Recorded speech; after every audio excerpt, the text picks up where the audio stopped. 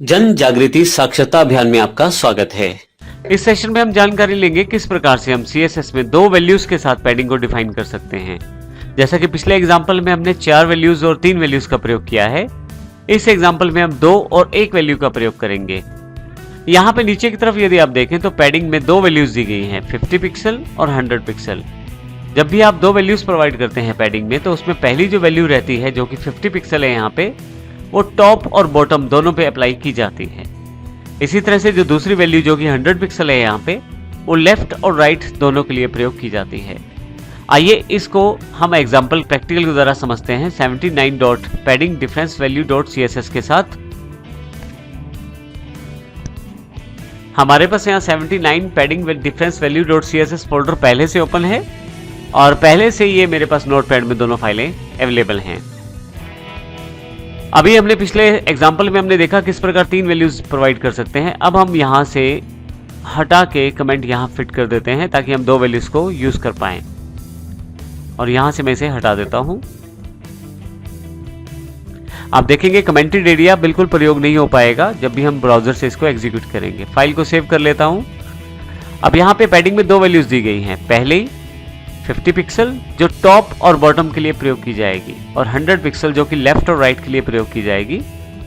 यदि मैं ब्राउजर में देखूं तो मेरे पास, यदि मैं यहां इसको ओपन करना चाहूं तो सबसे पहले यहां पे मैं paddings.html को डबल क्लिक करके ओपन कर लेता हूं। अब आप यदि यहां देखें तो ऊपर की तरफ 50 पिक्सल और नीचे की तरफ 50 पिक्सल वैल्यू को दिया गया है जो टॉप और बॉटम दोनों की वैल्यू को रिप्रेजेंट करती है। इसी तरह से दूसरी वैल्यू जो 100 दी गई है वो लेफ्ट और राइट दोनों तरफ की पैडिंग को डिफाइन करती है। तो इस प्रकार हम 2 वैल्यूज को देकर प्रयोग कर सकते हैं पैडिंग में, यदि हमारी दोनों वैल्यूज एक जैसी होने वाली हैं तब। तो इस प्रकार पैडिंग में आप इस शॉर्ट कोड का प्रयोग कर सकते हैं। आइए अब समझते हैं कि यदि एक वैल्यू देनी हो तो उसको किस प्रकार से दिया जा सकता है।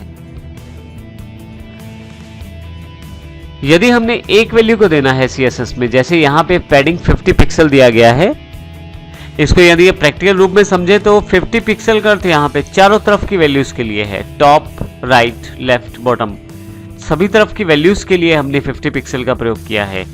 तो जब आप कोई एक वैल्यू देते हैं पैडिंग में डिफाइन करते समय, तो उसको चारों तरफ अप्लाई किया जाता है। प्रैक्टिकल रूप में इसे हम समझते हैं 79 dot padding difference value dot CSS के साथ, जो कि ऑलरेडी ओपन है हमारे पास ब्राउजर में। सबसे पहले हम यहाँ CSS कोडिंग को चेंज करते हैं। इसके लिए हम यहाँ पे कमेंट बना लेते हैं पिछली वाली वैल्यूज को और यहाँ पे मैं सिंगल वैल्यू को यूज कर लेता हूँ पैडिंग में, जो कि पैडिंग 50 पिक्सल है। यहाँ पे इसको सेव कर लेता हूँ फाइल को और फाइनली इसे ब्राउजर में रिफ्रेश कर देता हूँ। आप देखेंगे चारों तरफ यहाँ पे 50 पिक्सल पैडिंग दी गई है।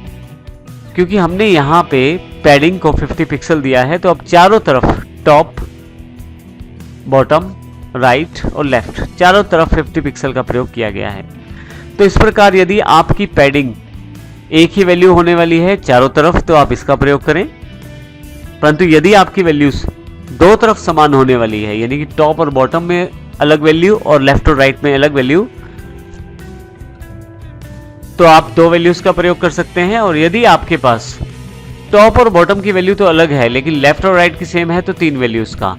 परंतु यदि आप चाहें तो सबके लिए अलग अलग वैल्यूज प्रोवाइड कर सकते हैं, जो कि हमारे पास यहाँ पे दी गई है 4 वैल्यूज के रूप में। इसके अतिरिक्त आप प्रॉपर्ली डिफाइन भी कर सकते हैं पैडिंग को टॉप, बॉटम, राइट और लेफ्ट के साथ।